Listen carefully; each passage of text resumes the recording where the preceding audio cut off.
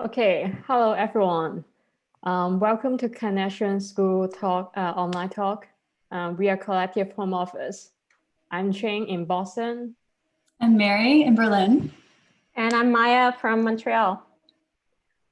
Today, we are gonna introduce some of our work.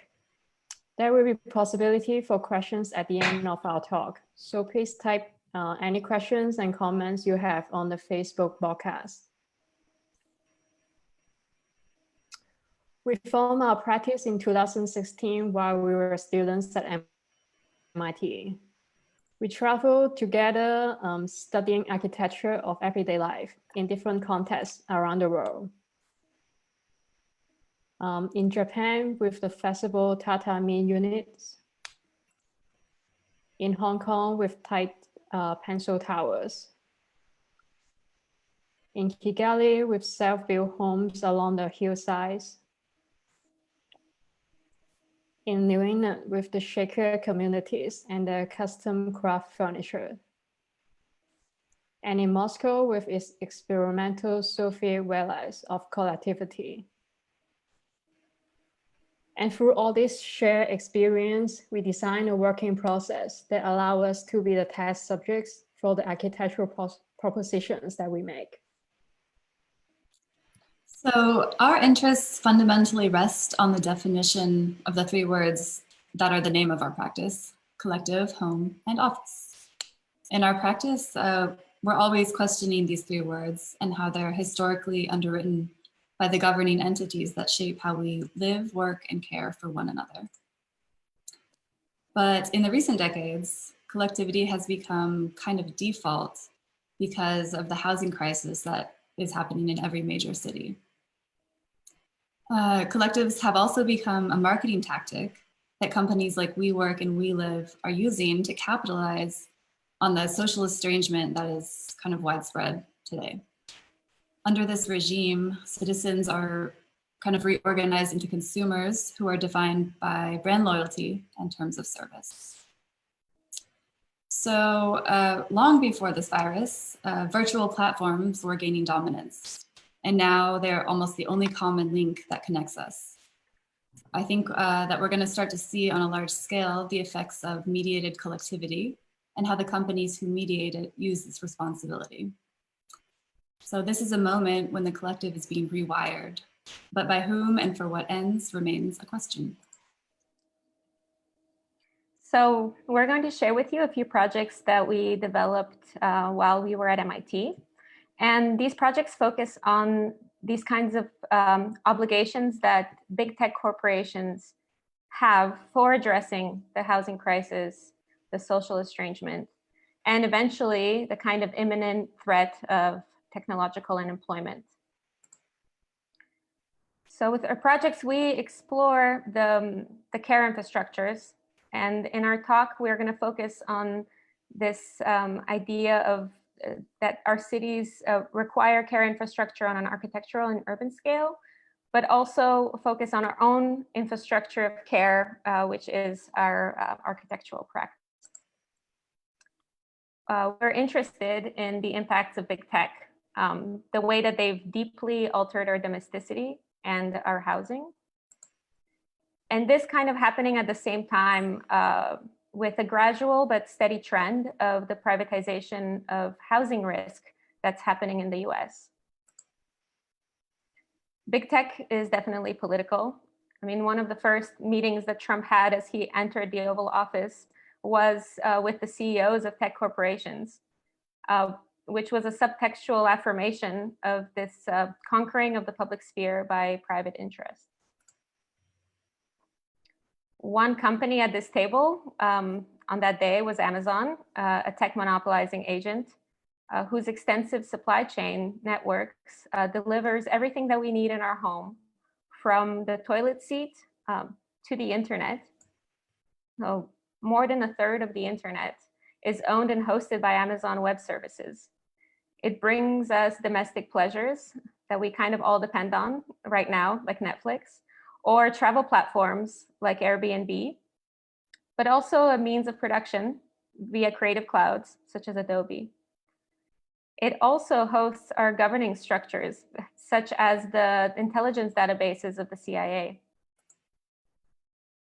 Currently, Amazon's presence is actually really important, and its supply chain ensures that millions of Americans could get the supplies they need under home quarantine. Within this context, but also with Amazon's announcement of their second headquarters in 2017, that through cities in competition with one another to each provide better subsidies to attract the tech giant, we positioned our projects for Amazon as a scenario where the headquarters could be a kind of distributed office residential buildings that would minimally strain the already suffering housing stock in Boston, but more importantly, give social and care amenities back to the city. So for this, we proposed a network of collective islands, recognizing that Amazon already work in like relatively small teams of knowledge workers that also have like flexible work practice. The location of the separate buildings will plug into local amenities, but also provide the ones that are lacking in their specific neighborhoods. We proposed two very different projects in two parts of the city, thinking of them on a scale of intimacy, so like the quality of social interactions, versus orbit, the quantity of the social interactions. Party Island in the Boston Seaport identifies the emptiness of the city at night as a context where nightlife venue spaces can provide high volume social interaction. So the project has a series of dorm room apartments that connect to office spaces through a network of exterior public smoke break stairs. And a variety of unit types allow flexibility in household size, and they interlock into one another in order to preserve the clarity of the overall form. The other project, Family Stair, is a tower in downtown Boston that provides an infrastructure of childcare facilities, which are currently lacking in that part of the city. So tech work is notorious for its majority population of single men. And we think that having care infrastructures built into the industry could be a way to diversify the workforce, making it more accessible for those with families, and thus that would diversify the urban makeup around where the headquarters is located. The project is composed of stacked residential villas that can accommodate different kinds of family sizes and collectives, and they're stitched together by shared domestic spaces, offices, and also daycare, which are focused on quality social interaction. Within the building, the work area has its own space, but it's very close to all the other types of spaces, distributed in a specific way, so that it allows care practices like accidental meetings with others. And all the space types have access to exterior balconies, which is super important in this kind of extended interior of the high-rise typology. So in both of these Amazon proposals, we determined the DNA of the buildings by drawing abstract organizational diagrams, and we call these collective molecules. And they draw on this kind of historical lineage of corporate structures, or even in this case, this example shows the New York and Erie Railroad organization system. And that was considered to be the first modern organizational diagram. We drew similar diagrams to evaluate the complexity of the collectives in our projects, with the assumption that a successful collective is built on many kinds of social interactions, some intimate and some not, but all of which allow the possibility for residents to build common caring routines for a more resilient social fabric within the mixed use buildings. So for example, in this molecule, one thing that we kind of focused on was having connections that wouldn't be hierarchical, that would cross branches. So they wouldn't be concentric necessarily, but there's moments when you could connect with someone through a balcony or a collective workspace that you wouldn't otherwise encounter in your sequence of exiting the home, for example. So the more complex the collective molecule, we deemed it the most diverse and therefore the most successful in our project. In the next sequence of projects, we'll talk about the 3-story houses that we designed for kind of platform type housing, such as Airbnb. And they connect to an arc of research where we focused on the kind of problematic presence of short-term rentals and Airbnb in Boston. Airbnb threatens the affordable housing stock of long-term housing in favor of short-term single occupancy, high-cost accommodation. And with its relatively recent venture into business travel-ready apartments, it also hosts a lot of tech employees or nomadic workers that essentially work from so-called home. And this is effectively turning the housing stock into commercial functions or sort of hidden commercial zoning. And this endangers entire neighborhoods with ridiculously high rents. And it pushes some of the residents in historic neighborhoods like Chinatown in Boston out of their neighborhood. And this is an image of a protest that was happening in Boston while we were working on our thesis. We are in favor of regulation of short-term rentals. And we propose that actually, we consider that platforms could be frameworks that would connect guests and hosts in more similar ways that they have actually been used historically. So Boston has quite a rich lineage of housing typologies for single occupancy that did historically provide affordable housing. Boarding houses, lodging houses, residential hotels were all short-term and long-term housing throughout the 19th and 20th century. And they made up a significant part of the city stock before they started being dismantled and the downtown started getting gentrified. The 3-decker houses, which we consider the architectural heritage of Cambridge and Boston, were actually considered speculative housing in the 19th century, which allowed immigrants to become middle class. So families would buy entire buildings with the intention of renting part of them. And so we kind of positioned our project by drawing on this legacy and suggesting that maybe a more formal relationship where short-term rentals would be associated with kind of a shared risk for homeowners mortgages to eventually gain ownership of their homes. And we are particularly interested in the variety of ways that Airbnb owners and guests could live together or like apart in the 3-decker format. And we position our different proposals on a matrix of collectivity. Owner collectivity versus guest collectivity. And this gives us like 4 very diverse zones of exploration. And on the most extreme low collectivity is our towerhouse. It provides 6 separate residents, 3 for the Airbnb guests and 3 for the guest apartments.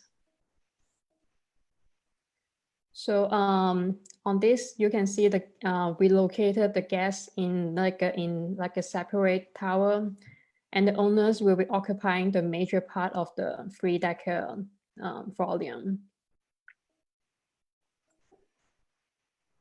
And on the other extreme high collectivity, we call it the Whisper Lodge. It tries to mix everyone together. And from the pan, you can see that we introduced like a hinge doors that can be open and closed at like different times according to the need of the residents to collect like both collective as well as individual spaces when people needed them. And another proposal, we call it the Yin Yang house, and it allows the guests to be integrated into the family on like the 3 separate levels. So in the center of the plan, there is like furniture pieces that can incorporate, like turn into like sometimes like a desk, sometimes a bed. They allow the Airbnb guests to be integrated into the each residence. And the other proposals that we have is the plinth house that will create 2 groups of collectives. One is like the owner collectives that will occupy the the volume above the plinth, and the guest collective will be occupying the volume that is on the street level. So from the add-on and the drawings, you can see that the ground level is like a commercial that will incorporate like commercial functions, and also like the daily needs for the Airbnb guests. And on the plinth level, it will incorporate like a courtyard, and that will allow the people to build like a community with their long-term neighbors. So this corona pandemic has really expanded our understanding of the social contract. It seems like collectivity now is more than just a care infrastructure. It's also a physical responsibility towards the individuals in a shared immune system. But as this crisis reminds us, mental health is health. We should be suspicious of enterprises that attempt to capitalize on this hard situation that would lead us down a road of mediated surveillance and technological isolation. In our projects, we've always balanced working from home with a lively public life that happens outside. And when society emerges from quarantine restrictions, hopefully in the near future, it will be important to watch out for reactionary policies that may tamp it down. And we want to bring things back to a different scale that we find very important, our own collective as a care infrastructure. So over the years, we've traveled together, we've worked in close quarters, and for the past 2 years, we've been working across 3 time zones. And we've attempted to build our collective to help us cope with the distance and the needs of each of us. Our primary aim in working together has been from the start a kind of exploration in building a language for collective design that would challenge notions of single authorship. And one adage that kind of stuck with us from the very beginning and that we've been holding on to is this idea that 1 is a monologue, 2 is a conversation, and 3 is a language. And the moment that you have to make something to work for 3 people, it actually needs to have a structure, and it needs to be in a structure that would be common for everyone, which is the language. And we have been working through different methods of how we could collaborate. And one of these, which we consider the kind of core of our practice, is the collective brain. So this is the second version, and the previous slide was the first version of the collective brain, which is a little bit more analog. In the Collective Brain 2.0, we've actually tried now to launch it online as a platform that would collect our research together and build an archive of it, including the kind of the precedents that we study, the books that we read, the places that we visit. And it kind of operates as a wiki that will organize this information in 3D space using force fields. And additionally, it would have filters that would allow us to kind of parse through the information. It would allow us to follow some streams of research, but also suggest new ones that maybe we wouldn't have anticipated. So this is still a work in progress, but we're hoping to finish building it in the coming months. Another device that structures our work is the matrix that you saw earlier in the project. And the idea behind the matrix is to kind of establish different axes of values that kind of frame the project. And within these axes, we always try to propose several schemes that could consider that maybe not everyone wants to be intimately collective or have large quantities of collective encounters. So the matrix allows us to identify zones where we could place projects and therefore allow for a variety of projects and domestic conditions. It also allows us to kind of distribute projects amongst ourselves. So the moment we make the matrix, we give different schemes to different people to work on. And another method that we use is 24-hour charrettes to get us to work quickly sometimes. And at other times, we allow ourselves to work from bed and in a more chilled way. So then when we're stuck, our method of dealing with that, instead of dwelling into it, would be to rotate projects and kind of reinvigorate tired schemes by passing them on to the next person. This also ties into the kind of communication that we need to have with each other in explaining the scheme, but also letting it go and allowing it to be reinterpreted. In this way, we practice very fluid roles where sometimes someone is the project manager for one project and the CAD monkey at the same time, the CAD monkey for a different project. We also test these methods in courses that we have taught or want to teach in the future. For example, the Double House Studio taught at MIT in 2018 asked undergraduate students to perform kind of like an architectural speed dating game so that they will form like different kinds of partnerships between friends. And then they will make double houses from precedents together. Or Infect Your Darlings is a workshop that draws from sports, disciplines, or workouts. It proposed to puncture the individual design process and allow each other to enter and reinvigorate them. And here we explore games such as the obstacle course, the relay race, or the sprints in the architectural process. So work culture is something we need to think about now more than ever. Bifo Baradi has emphasized in his work, the cognitive worker is emotionally tied to her work.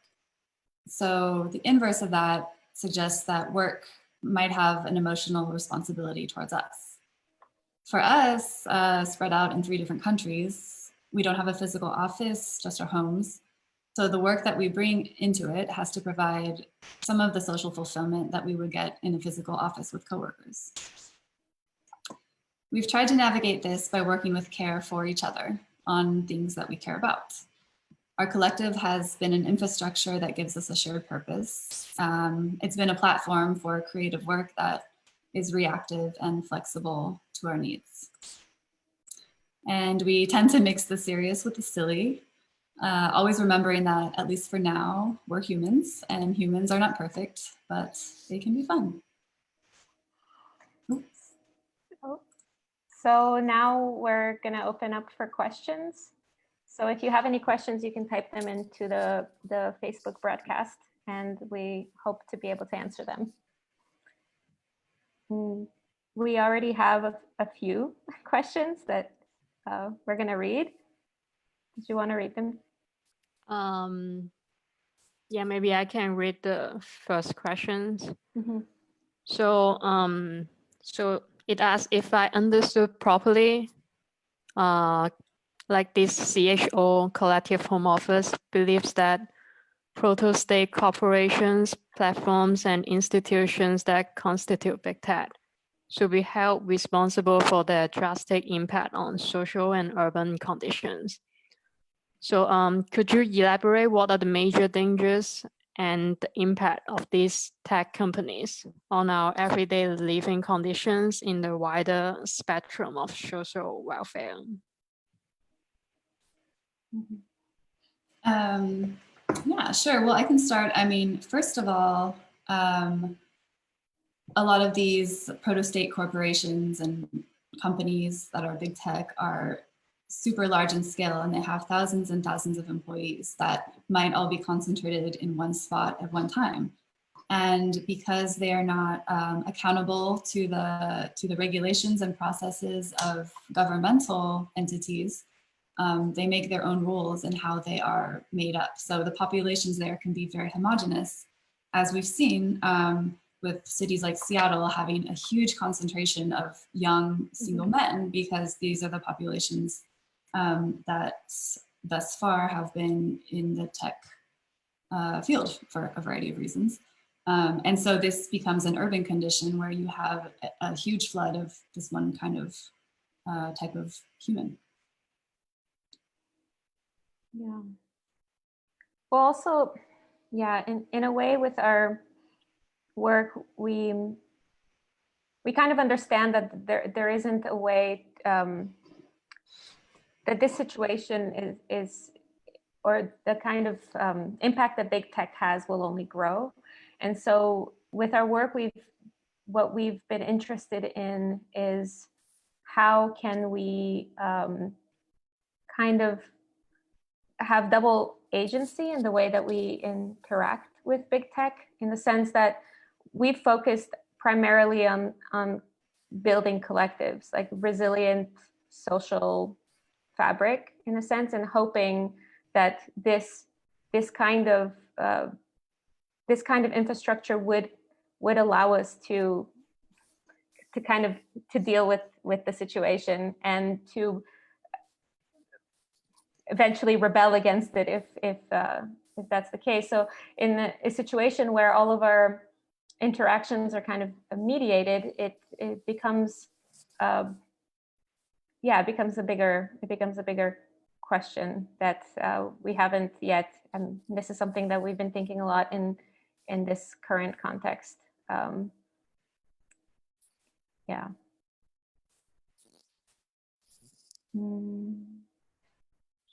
Should we go to the next question? Yeah, speaking of the double agency that we look to pursue in our practice, maybe like the next questions are like quite relevant. So the question is, could you elaborate on what are the possibilities and potentials of the involvement of private tech institutes and corporations to design new ways of living?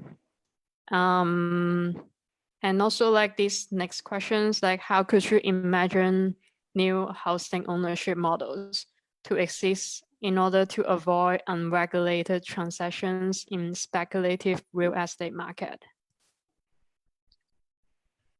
Well, I think one thing to bring up in this case, I guess it relates particularly to the Airbnb project, which is a tricky premise. But what we're proposing is that we could learn from the way that platforms operate, and what we've observed is that short or long-term single occupancy rentals have been very common in Boston, but Airbnb as a platform is able to connect people together, and in that sense, it's this kind of empty diagram. But what we've been thinking, is there a way that when it's an empty diagram, it doesn't share in any of the risk, it only shares in the benefits. And we can even see that right now when a lot of people that depend on Airbnb to make their mortgages actually are quite endangered because there isn't any travel. There's a lot of travel restrictions now.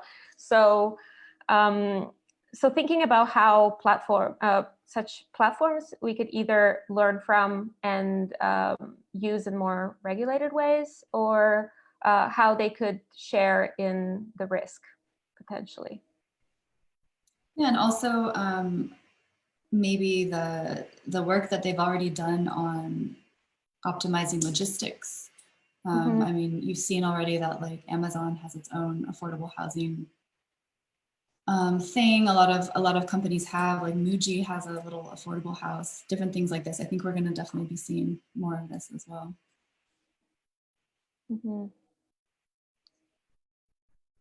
So there's one more question. The question is, if social distancing measures are prolonged, what type of strategies or approach could be thought up to repurpose collective work or collective living scenarios?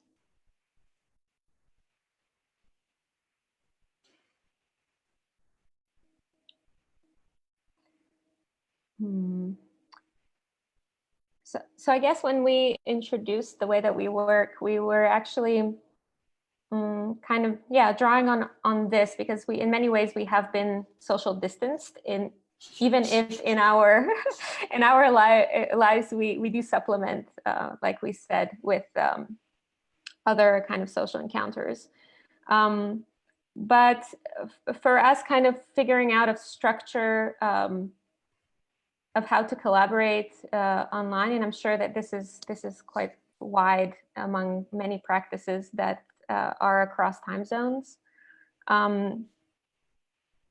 But I think what's important there is to be able, it is the kind of the communication, but also the kind of care of when you're working on something and it's not going well, the kind of support, the support that you have in keeping things going, and in a way having a more transparent office structure, which gives different roles to different people, allows people to kind of be their best or feel good for being in their best role, I guess. No, this is quite. Yeah, I mean, I think it's like, in a way, in architecture school, you know, we're trained to constantly be optimizing and be efficient and work very long and very hard and all of these things. And I think, I mean, hopefully one of the positive things that could come out of this situation is that we learn to be a little bit more forgiving to ourselves and also to each other. And when you work together, it's always a challenge to communicate. And now it's even more so. And so I hope that people will sort of give each other a break as the social distancing measures continue, you know, and understand that maybe things are going to be a little slower or a little, less electric or something like this. And like accepting that and just going with that and making with that what there is to make of it. Mm-hmm.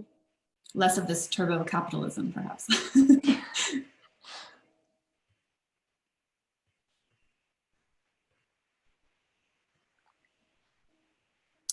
Okay, so it looks like...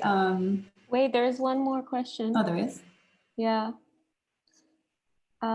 If social distancing measures are prolonged, what type of strategies?